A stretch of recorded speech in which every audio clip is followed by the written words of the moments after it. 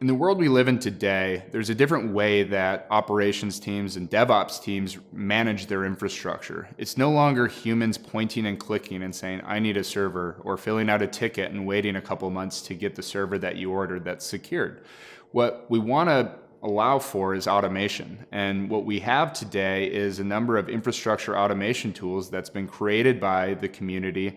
And what it allows you to do is provision things very quickly. Now, this doesn't necessarily gel with the secrets management solutions that we've created in the past.